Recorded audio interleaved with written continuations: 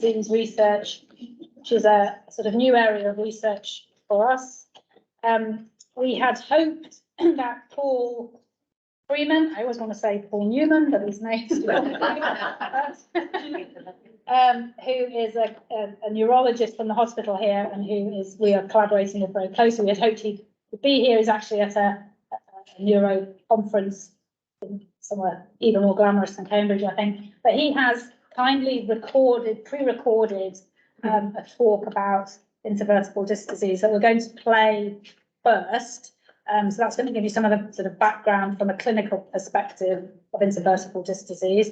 And then Louise is going to take over and talk about, so this is really a brand new program. So we don't have any data or results, but hopefully it'll give you an idea of some of the things that we are hoping to do in the future.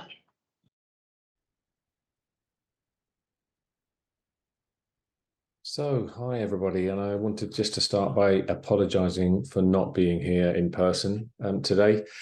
I did agree to help Catherine with this research day, but unfortunately something came up which meant that I wasn't able to be here physically, so I agreed to record a short presentation on IVDD, intervertebral disc disease, and Catherine asked me to talk to you for a few minutes about the clinical aspects, should we say, of IVDD. So this is really a sort of summarized version of the webinar that I gave for the Kennel Club a few weeks ago, which some of you may have seen. So apologies for some repetition there, but I think it covers most of the sort of important features and facts that we want to convey about this disease. So just to begin, I need to make my slide move. Just to begin with, some definitions or some understanding of what actually is IVDD, intervertebral disc disease. And I wanted to start just by sort of explaining what we're talking about here. So the intervertebral disc is the shock-absorbing sort of spacer that sits in between each individual vertebra. So the vertebral column runs all the way from the skull, the back of the neck, if you can see my cursor, all the way down the back and the long back of the dachshund, as we can see, right the way down to the pelvis, and in fact runs through into the tail. And in between each of the individual vertebrae that you can see on the CT scan on the right of the picture, there sits a disc, an intervertebral disc, and the IVD is the intervertebral disc. And these discs can suffer disease. They suffer disease usually associated with some form of sort of degeneration or aging changes, which I'll talk to you briefly about. But it's when the disc is diseased that it causes problems. So just to sort of continue explaining a little bit about the anatomy of the disc, and it's important to understand that these discs are held very, very firmly in position in between the vertebrae.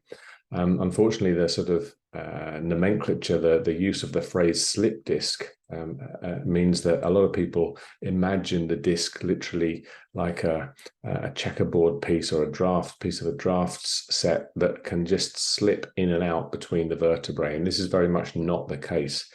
The discs are held very, very firmly attached to the bone on each side. And here you can see a disc with what we call a cartilage end plate sitting on each side of the disc, and the disc is intimately attached to the bone on each side. The disc itself consists of an outer portion called the annulus fibrosus, which is tough and fibrous, and we often sort of liken it to a car tire in the way that it's anatomically laid out. It has these kind of radial bands and circumferential fibrous bands that form this tough fibrous outer annulus fibrosus. And then inside that is a gelatinous portion known as the nucleus pulposus. And in a healthy young disc, this is very high water content material. It's very gelatinous, and it gives the disc its sort of shock absorbing properties and ability to withstand shock and movement of the spine and allow movement of the spine. I always use this analogy of the jam donut. If you think of the disc as being a little bit like a jam donut, so you've got the sort of outer fibrous part, and then you've got the gelatinous inner part. And when a disc degenerates, it's a little bit like you leave the donut out in the sun for a couple of days. And what you find if you do that with a donut is that the outer part will become stale and brittle and easily sort of broken.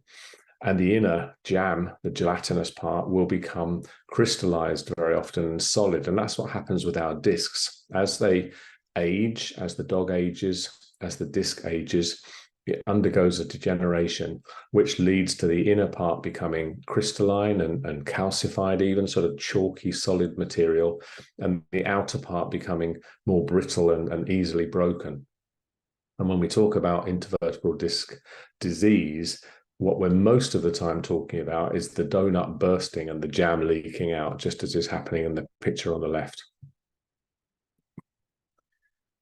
Some sort of classification just to understand a little bit of the nomenclature that we use. We talk about type 1 disc disease or disc extrusion, and this is the type really that we are mainly concerned with when we're in the work that we're doing at Cambridge, and in most of the genetic work that we're involved with is this so-called type 1 or Hansen type 1 disc disease or disc extrusion. And this is where the disc or the donut ages in the way that I described. And then at some point, for reasons that we are working on, but we don't fully understand, the donut will rupture, the annulus fibrosus, the outer part will rupture, and the crystal calcified chalky inner material leaks out, or sometimes sort of explodes out of the disc and causes damage to the spinal cord sitting immediately above it. Type 2 disc disease is seen in a different category of dog. It's seen much more in older, larger breeds, and it's where the disc just changes shape, just protrudes. It rather than rupturing, the annulus fibrosus bulges and squashes the spinal cord. So you see usually a much more gradual onset of symptoms with this disease. And then there is the so-called traumatic disc rupture, and these we call them ANNPE or HNPE. And this is where there's usually a very sudden onset of symptoms associated with a healthy disc bursting. So not a degenerate disc where the jam has become crystalline and solid, but a healthy disc where the donut, if you like, the jam is still liquid inside. And it's just that the disc bursts because it's put under extreme pressure and can cause a very, very sudden onset of symptoms. And this is kind of a different type of disease, really, to the type that we're going to be mainly talking about and mainly concerned with in today. IVDD covers all forms of disc disease, but as I said, we are primarily interested in the first one, the type 1. This is the most common type of disc disease that we see in dogs, and it's associated with this so-called chondroid degeneration, and specifically with calcification of the inner part, the nucleus pulposus. And it can present with a really wide range of symptoms and indeed severity of signs. One thing to remember is that the prognosis, the chance for recovery, it actually is good for most presentations of type 1 IVDD, but there are still many unanswered questions around what causes this to happen, what can we do to stop it, what's the best way to treat it, and we're doing a lot of work here at Cambridge on trying to answer some of those questions. So just again to recap and sort of help you understand perhaps a little bit more graphically what we're talking about. The type 2, the bulging disc, is the one on the left, the protrusion, the one that we're not so concerned with today. The type 1 is the extrusion, which is where the outer blue annulus bursts or tears and the nucleus pulposus escapes. And you can see the spinal cord represented by this slightly yellowish oval structure here is lying directly above the disc. And so in the type 2 disease, you get compression, squashing of the spinal cord. In the type 1, you also get squashing of the spinal cord, but you get another form of injury to the spine called contusion, which is more akin to sort of bruising of the spinal cord as this material escapes and hits the cord lying above it. And when we do an MRI scan to diagnose these things, this is what we see. This structure here is the disc. Here, this little grayish triangle is the spinal cord. This big black oval shape here is the escaped nucleus pulposus, the extrusion, the calcified material that's sitting there, squashing the spinal cord. And then we have the bone on top here. Why does extrusion happen? This is one of the questions that we're sort of wrestling with at Cambridge, and there are multiple factors, to be honest, involved, and I've tried to illustrate some of them here. And the ones that we're sort of very specifically concerned with, obviously there is a genetic predisposition, we know that, which I'll mention later on. Calcification is an important factor. There's definitely an association with the disc calcifying. We believe that the calcification leads to biomechanical changes in the disc, changes in the ability of the disc to withstand the normal sort of everyday pressures of the dog moving around. And that's what leads to ultimately to the disc to extrude. Symptoms, what are the symptoms of IVDD? Well, they can range all the way from sort of mild and relatively short-lived neck or back pain, and it's important to understand that sometimes if it's back pain, it can really trick vets and us into thinking that maybe it's abdominal pain, when in fact it's back pain just because of the way the dog stands. And you can see this sort of hunched abnormal posture in this little dachshund on the right, what we call kyphosis, where they hold themselves in this sort of hunched posture associated, we think, with the pain of the disease.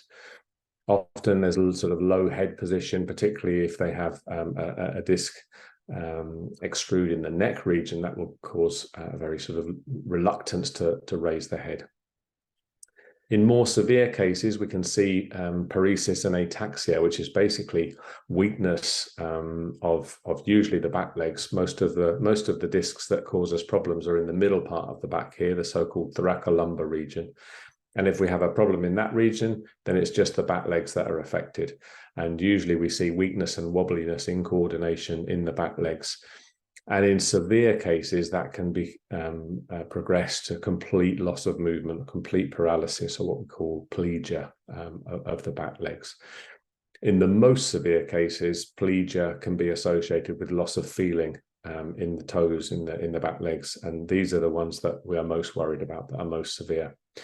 And if you do have a relatively severe case of IVDD with severe paresis or paralysis, then there's often problems associated with urination, so incontinence and bladder overflow as well.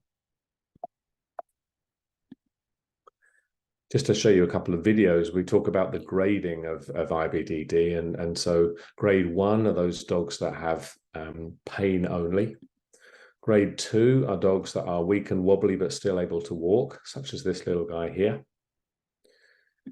Grade 3, they can still move the legs, but they're not able to get up and walk on their own. They need support for walking, so this is a grade 3.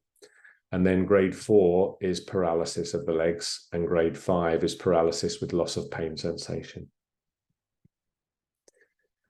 How do we diagnose IVDD? Well, we have a number of different tools available to help us. A thorough physical and proper neurological examination will often give us a very good idea of what we're dealing with. And in many cases, you can be pretty certain that you're dealing with a case of IVDD if you have the right breed, the right age, the right onset of symptoms. Then there are not many things that can mimic that disease. Plain X-rays can help sometimes. Plain X-rays such as this one, if you have a significant extrusion, you can see the space where the disc should be will be narrowed compared to the ones around it. And sometimes you can even see calcified material that's escaped into the spinal canal here. So sometimes plain x-rays can be useful, but we would never rely on those to confirm the diagnosis, particularly if we were considering surgery. Plain x-ray with the injection of a contrast medium or a dye, something called a myelogram, is what we always used to do. Certainly when I first started doing neurology, that's what we relied on. Not many people use those anymore in the UK, but certainly it's a technique that's still widely used throughout the world to make the diagnosis, because the dye then sort of outlines the spinal cord and will show areas where the disc material might be sitting and causing squashing. But most of us now are fortunate enough to have the availability of either MRI or CT. And so we can diagnose based on this type of imaging, where we have a beautiful image like this, where we can see the spinal cord running across here and this big disc extrusion sitting up here, causing compression of the spinal cord in that region. What are the treatment options? Well, this is when it starts to get a little bit more controversial. Basically, it's a choice between conservative or medical management versus surgery.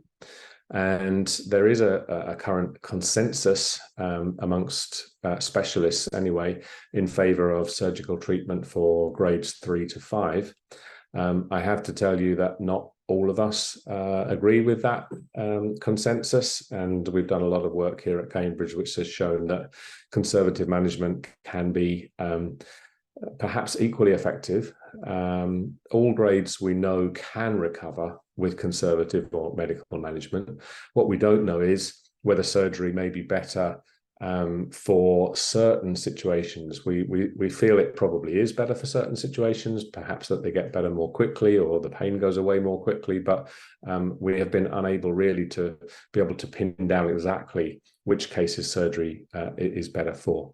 What we do know is that the only thing that really determines the prognosis or the chances of a dog with IVDD walking again is the grade that it presents with. And all grades have a good prognosis except for grade 5. Grade 5, those dogs really, we're talking about a roughly 50-50 chance of recovery, whether they have surgery or medical management. Time to recovery can be very variable, whatever treatment option is chosen. Some dogs will come in and have surgery and be up and walking the next day, more or less. Some dogs will have surgery and will take weeks to recover. Some dogs will have medical management and will improve extremely quickly, and others will take a long time to recover. So it can be very variable and difficult to predict. When we talk about surgery, what we're talking about is decompressing the spinal cord by removing that disc material, that jam that has escaped and is squashing the spinal cord. And most dogs, as I said, that suffer with this IVDD, it happens in the middle part of the back, the thoracolumbar region. And the surgery we do is called a hemilaminectomy, which involves removing the bone over the spinal cord in the region where the disc has escaped and allowing access to the spinal canal to remove that disc material. In the neck, we do a slightly different procedure called a ventral slot, just because of the anatomy, really, of the region. But the choice of surgery always depends on the surgeon, really. The location, we will look at the location of the extrusion, we'll look at the way the disc has herniated or extruded, and different surgeons will have different procedures that they rely on, that they prefer. Imaging, as I said, with MRI or CT is always necessary prior to doing surgery. And there is this additional procedure called fenestration that can be done at the same time as surgery to try and reduce the chances of recurrence. It's been shown that fenestrating the disc, which is effectively making a hole, making a little window in the discs, and removing as much of the nucleus jam in the middle as we can. And you can do that to 2, 3, 4, 5, even 6 discs at the time of surgery to try and reduce the risk of future extrusions. Conservative management, well, it basically relies on cage rest, strict rest, and pain relief. And there are lots of questions around it. And I want to just promote this book that a colleague, Dr. Marianne Dawn, has written called the IVDD Handbook, which really covers a huge amount of information regarding particularly medical management. There are other sources of information available online. I just include this little picture from dodgerslist.com about how to pick up your dog with IVDD.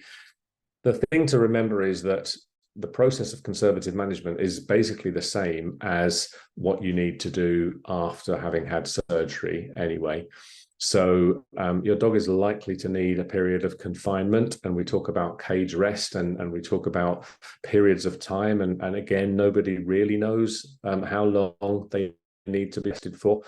We usually recommend at Cambridge 1 to 2 weeks of very strict cage rest, followed by, as long as they're improving, a slightly less strict regimen for another 2 weeks. So they have sort of 4 weeks of relatively strict exercise restriction. And then as long as they're doing well at that stage, another month of gradual sort of rehabilitation and gradual lessening of the restrictions. There are slings and harnesses that are available to assist. Particularly slings can be helpful if the dog's unable to get up and walk. Helping them to go to the toilet. Bladder management is a huge part of managing a dog that's severely affected. How to get them to tolerate cage rest if they're not used to being in a cage. This is a whole sort of topic in itself. And putting them on wheels if they are unfortunate enough to be one of those grade 5 dogs that doesn't get better. It is an option that can work for some dogs and some owners. Just want to mention very briefly a new study that we are running at Cambridge at the moment, which is where we are injecting discs, 4 discs usually, with an enzyme called chondroitinase that's been shown to be safe and effective at removing, digesting the nucleus pulposus, the jam in the donut. So what we do is we take dogs that are suffering with IVDD that's severe enough to make them unable to walk on their own. We're at the moment only allowed to accept dogs whose owners are not able to afford MRI and surgery because of ethical considerations around that.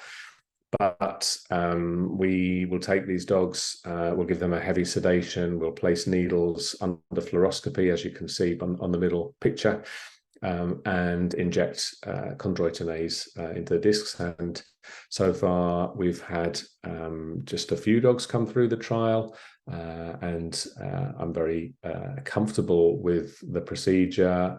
We're running it in conjunction with a colleague in the US who's now done, I think, around 20 dogs, and our results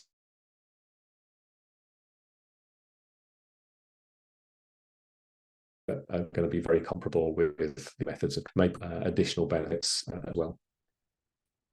Is it possible to prevent IVDD? Well, the only way at the moment that we have to try and reduce the incidence of IVDD is by, certainly in Dachshunds, is by encouraging breeders especially to have their dogs x-rayed. And there is a scheme that's run partly by the Kennel Club and Dachshund Health UK, radiographic screening scheme.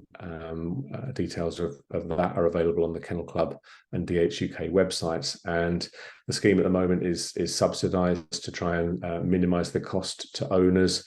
Basically, your dog would need to be sedated and x-rayed, and the x-rays then submitted to a panel of experts who count the number of calcified discs in the spine and allocate a grading according to the number of calcified discs. And then there is breeding advice based on the number of discs and based on the grade that your dog is given. This scheme is only likely to be successful if we can encourage enough people to take it up. And so something that I really want to encourage people to consider, if certainly if you have a Dachshund and you're thinking of breeding the Dachshund particularly.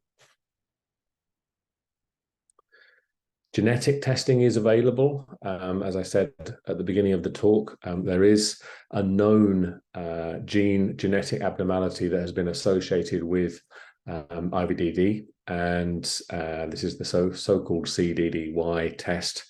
Unfortunately, at the moment, all Dachshunds in the UK carry this gene in 2 copies, basically, which means that they've all got it, and we can't use this as a way of breeding away from IVDD. It is something that we are working on or planning to work on over the next few years here at Cambridge, particularly trying to see, we feel there must be other genes involved in this, and perhaps we may be able to identify a gene or a mutation that would be useful for breeding. Maybe the FGF4 might be more useful in some other breeds, although so far the work that's been done seems to show that it's pretty highly represented in most of the breeds that we know commonly suffer with IVDD. So I would say currently genetic testing is not particularly useful, but we hope that it may become more useful in the future. And I'm going to wrap up there.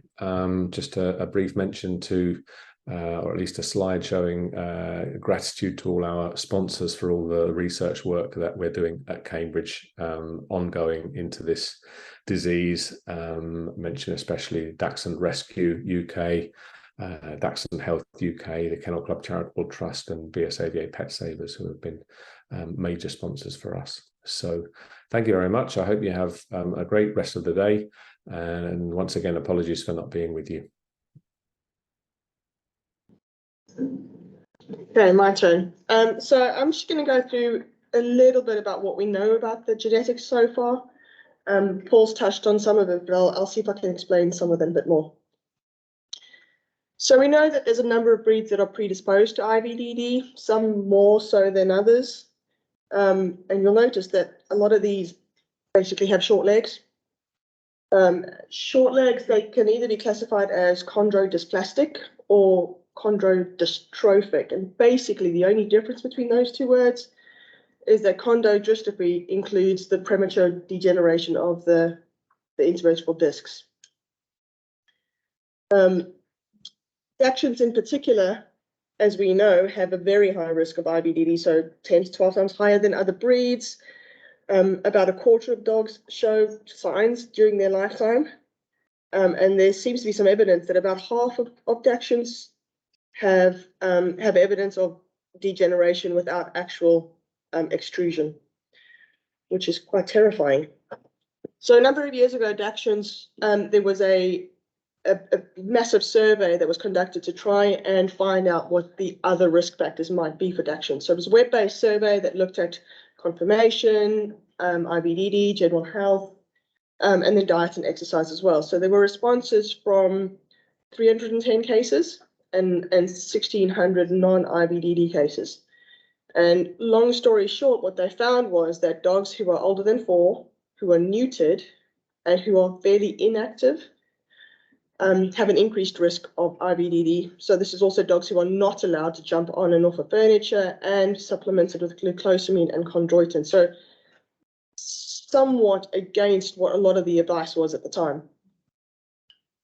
And then decreased risk is dogs that have a lot of exercise and are highly or moderately active.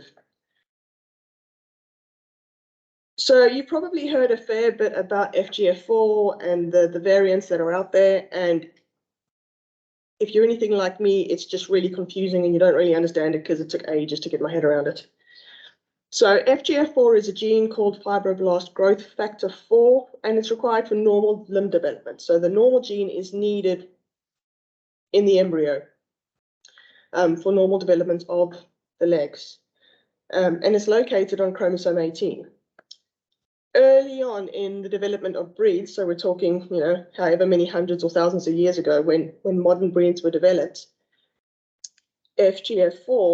copies of FGF4 were inserted in 2 different places in the dog genome. One of them was inserted somewhere else on chromosome 18, and one of them was inserted on chromosome 12. So the one that was inserted on chromosome 18, so the normal kind of wild type has 1 copy of the normal FGF4, and some dogs have an insertion of what we call a retro gene. So basically it's a copy of the gene, but it's sometimes a little bit different because some of the non-coding sequence has been removed or something like that. but it's still a functional gene. So essentially what you're getting is too much FGF4 in these dogs. And this is on the same chromosome, about 25 million base pairs away from the original gene. And this has been seen in a number of small breeds, so Cairn terriers, basically terriers.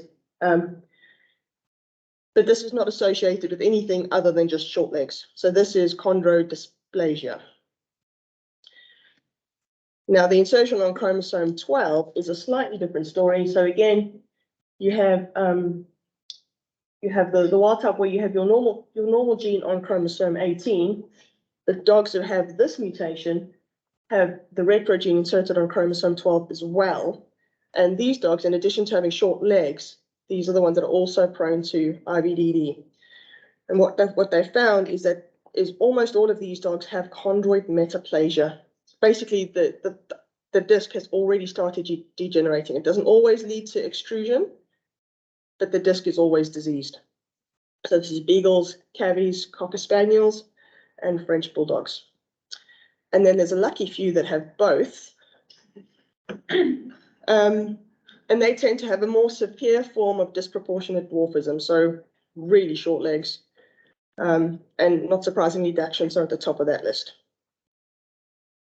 So that's kind of the extent of what we know now. We've got DNA tests for both of these, but as Paul alluded to, their usefulness is questionable at best, especially in a lot of breeds that they're fixed. Fixed means that almost all dogs have that mutation. So there's a few questions that we want to answer, and some of them are the risk factors that were identified in Dachshunds. Are they shared by some of the other breeds? And then what other genetic factors are there? So some breeds have a really high frequency of the chromosome 12 retro gene insertion, but they don't all get IVDD. So what is the difference between those that get it and those that don't? So we are hoping to start looking at this in a bit more detail. So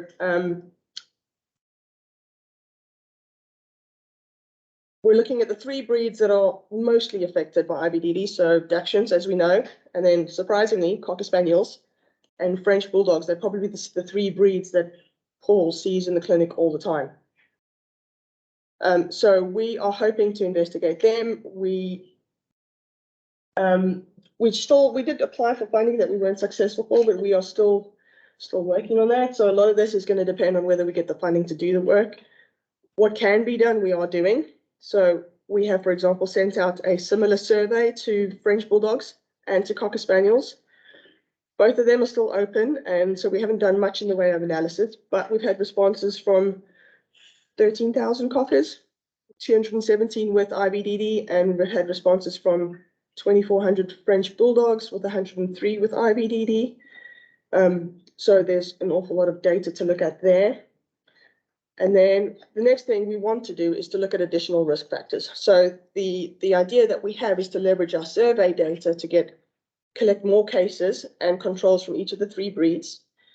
So because we've been collecting samples for a while, for Dachshunds in particular, we already have a lot of those samples. And what we'd like to do is to sequence the genomes of 10 cases and 10 controls from each breed and perform a number of analyses to try and find variants that are shared between the cases of a breed but not the controls, or the cases of all 3 breeds and none of the controls, basically to see if we can pinpoint any genetic variants that might be predisposing these dogs to actually develop IVDD. As I say, we haven't actually done any of the work, so that's kind of it in a nutshell. Are there any questions? When do you find the survey? That's a very good point. The surveys were what breed are you interested in? So the Kennel Club sent out. It's not my breed actually, but yeah. So the details of both the surveys that we've conducted at Cambridge were sent out by the Kennel Club to the owners of those registered dogs. So the owners of registered Cockers and the owners of registered French Bulldogs. And then I think we've also, asked the breed health coordinators to help distribute those. But essentially, it was we wanted to target the owners of those dogs. So it was the owners of those registered dogs that would have received a link to the survey. But if anybody, so they're both still open actually, so we can, if you contact us, we could point you to the survey. If you're interested. Ian's got his hand up. If anybody wants a copy of the DAX Life 2015 survey, happy to send you the original survey. We've just done a repeat of it last year, building on some of those lifestyle factors. So if you'd like copies, drop me an email. I'll happily share that. We did model our French Bulldog and Cocker surveys on the DAX Life survey because we wanted to sort of be able to compare data and have sort of broadly equivalent data. And we thought the actions have done such a good job, we didn't need to reinvent the wheel. So, you know, they're fairly long, hefty surveys, I think safe to say, quite long, but it's certainly, I think the Cocker Spaniel, we were certainly a little bit surprised by the outcome, and that's why we haven't made great progress in analysing the data yet. It's an awful lot, because there's a lot of questions and a lot of responses, but we think in there should be some really useful data once we have time to dive down into them. Yes. So most of the breeds are because of the short legs. I've got a German Shepherd. Why them? That's the question, isn't it? So clearly there is a link with the short legs because of the chondrodystrophy, but there must be other factors as well. So it's entirely possible. We don't know, and this is complete speculation, but it's possible that whatever is causing it in German Shepherds is what's setting off the short-legged breeds as well, and these FGF4 are kind of predisposing them, but not pushing them over the edge. Does that make sense? We don't know. It's a bit of a mystery. Do the tackles in, say, Scandinavia, which are their version of the Dachshund, do they suffer the same? Is any data on I those? don't know.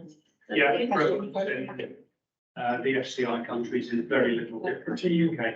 Just the same. So the fact that the breed standard in the UK allows for shorter legs and slightly longer bodies, I would argue is almost irrelevant. The evidence around proportions is very ambiguous as to whether longer and lower actually does make them more risk. Has anyone tried breeding them shorter and slightly longer legs?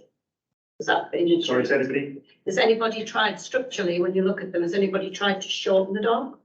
Well, there's a study that was published earlier this year that looks at the back length and the proportion of length of ribbing versus length of loin, and the ones that have longer loins are at more risk of IVDD. If you think about it from a human perspective, it's probably not surprising because most of the herniation occurs at that TL junction. I think, you know, it makes sense that, you know, so I think there's something, you know, confirmation is clearly a factor, but it's not cut and dry. And the fact you know, you can look at a French Bulldog and it's, you know, it's a pretty different shape to a Dachshund, but it's still at significantly increased risk of intervertebral disc disease. So we think it's, you know, it's you know, really complex, and the genetic risk factors that's been identified is part of the story, and it's undeniably a part of the risk. But we think it's not all the risk. So in a breed like the Dachshund that's fixed, and then the Dachshund isn't the only breed that's fixed by a long shot. If we're going to prevent, then we need to try and identify other risk factors, be they lifestyle or other conformation or other genetic risk factors. So that's what we're hoping to do. Yeah, but the Frenchy side of things, are you X-raying spines for things like butterfly vertebrae as well? Because I see a lot of Frenchies that work with problems, and a lot of them have spinal abnormalities in vertebral shape. I don't know is the answer. That would be a Paul question, unfortunately. Yes, unfortunately, you've got us here. We're not actively X-raying, you know, and so the data we're gathering is obviously from cases that are being X-rayed as part of their clinical treatment for problems. So yeah, the survey is designed to identify dogs with intervertebral disc disease, and then also we will, those dogs whose owners identify they've had intervertebral disc disease, we will then go and see what data exists for those dogs. So we will get their medical records and copies of their scans, and then it'll be over to Paul and his colleagues to sift through all of that and tell us what is what. And certainly a dog that's presenting with clinical problems that have other spinal abnormalities, we would probably put those in a separate category. Because there was some recent discussion that said that whether you did surgery or medical management of Frenchies, the prognosis was much poorer than a lot of the other groups. That they get it earlier as well. Yes, well, I've got 2 and 3-year-old dogs that are on Yeah. wheels. and So they that's develop it earlier, and the discs that extrude are different. So I think they're Cervical, I think, in Yeah. dogs. Yeah. so right there, there's Head proportion. yeah. So right there, there's a difference that is not. So although they both Combination is a big problem. share the CDDY risk factor, there's clearly other things, other contributing factors. So that's what makes us, that's our hypothesis, that there's other factors involved, and it's part of, so we're just at the early stages of sort of teasing it all apart. I know you said you're concentrating mainly on type 1, but with type 2, do you still think that type 2 is caused by dogs with the same sort of FGF4 linkage, or is that likely to be slightly different genetically? We don't know, to be honest. Until we start digging into the data and we can actually get dogs in and genotype thing, it's really hard to say. Because it's hard to say what the link is to type 1 with the FGF4 at the moment. How much of it is down to that and how much of it is down to other factors that we don't know at the moment.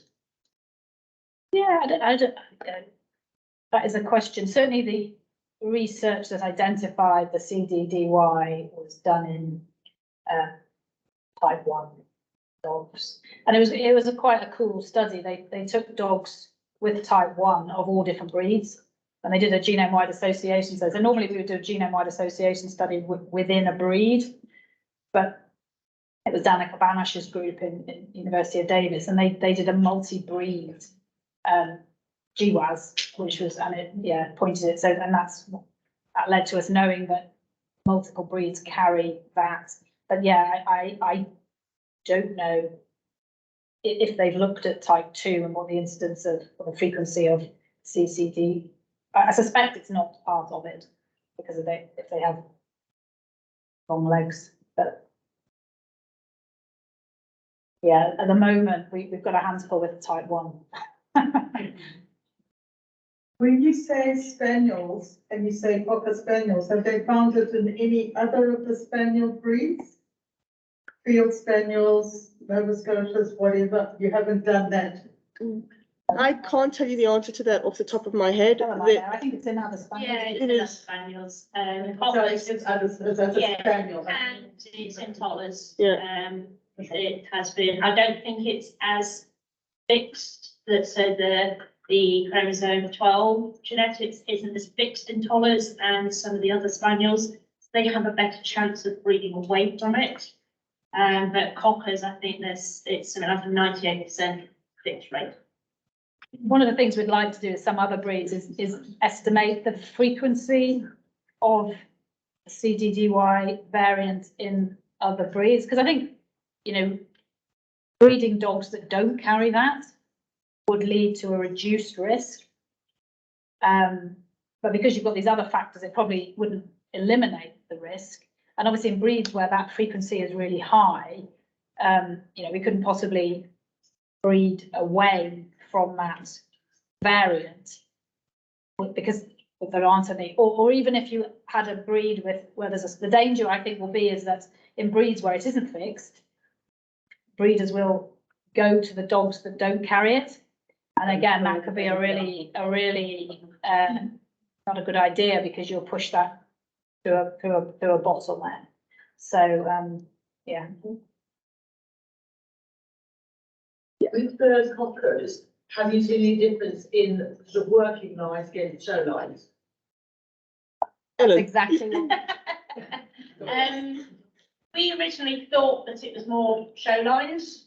Obviously, Debbie's in agility with me. My original worry was In agility, we're trying to breed, or people are trying to breed the working cockers smaller to get to a smaller height category in agility, and that's in effect where I originally got all the idea about this. But obviously I see a lot of workers, I don't see much IVDD in them. The first thing I did when I came here was ask Paul, he's like, yeah, we see shed loads of both types. So, and even the survey data, I think we're seeing both types come back, and there's not that much difference between working versus show. But one of the questions we've asked in the survey is, do you think your dog is a working type or a show type? Because obviously Kennel Club doesn't differentiate. Again, coming from the angle that maybe the active dogs are protected. So even though they might have 2 copies of the risk factor, certainly if they're really active, they might be protected. Again, that's some of what the information data will be trying to tease out of the survey. Is there a link to a rise over loin or curvature of the spine? I think we can't comment. No. Might ask, if Paul was here, I think we'd ask him that from an anatomical point of view. I feel very poorly qualified to answer that. Yeah. So I've got English Shepherds and we embark test them now, and a few have popped up with this CDG with IVDD. Should we eliminate those from the gene pool, or just not breed those ones with other ones with the risk? Or When you say a few have popped up, how many are we talking? it's 2 litters, and actually the dogs that have come back with that, I've got slightly shorter legs than all square dogs, you know, but I mean, the Shepherds are a small breed, but it's only looking back now that we can see that they've got shorter legs. So we're talking about maybe 5 or 6 dogs. I mean, in a gene pool of 220. That's the problem, is there's such a small gene pool, and it's also, it's dominant, so it's not like you can use the traditional advice of you can breed a carrier, but just don't breed it with another carrier, because you still have that risk of passing it on. Yeah, So- it's very, very hard to give a Sorry, Ellen's busy. Can I just, one thing, so I've embark tested a lot of my cockers. I have a couple of cockers that have come back as heterozygotes. But the test that we are now we've developed in CAGT, it tests the actual mutation, whereas embark doesn't. It tests, it's a linkage test. So the first thing I would suggest from a personal point of view is get them actually tested for the mutation and check that you are seeing what embark are saying, because my heterozygote dogs are actually affected. So yeah, it's embark is great for a massive amount of data, but sometimes it's actually better to go and test the actual mutation, which is what we're now doing. So where do we get that tested? So there's a number of labs who offer it. Canine genetic testing we just launched it yesterday, in fact. But if you wanted to go elsewhere, I know Laborclin offers it, Davis in the States, they offer it as well. So it's out there. do they all offer testing for the actual mutation? Yes. Just not involved. No, because Embark is a panel, so and it's a structural. Okay. So yeah, I think that would be the first check that they've got the actual mutation rather than markers that are closely linked, and then go from there. I think Embark did actually say somewhere on their certificate or somewhere that it was in development, so it might not be fully accurate at the time, but I don't know if they've changed that now. I haven't seen it. It's still a linkage test because they've got a snipper rate. Yeah. They're not able to test the actual mutation. What would you call it, CAGT? Definitely. Yes, please. And then we'll be happy to discuss further, maybe the implications of the results once you've got a mutation based test.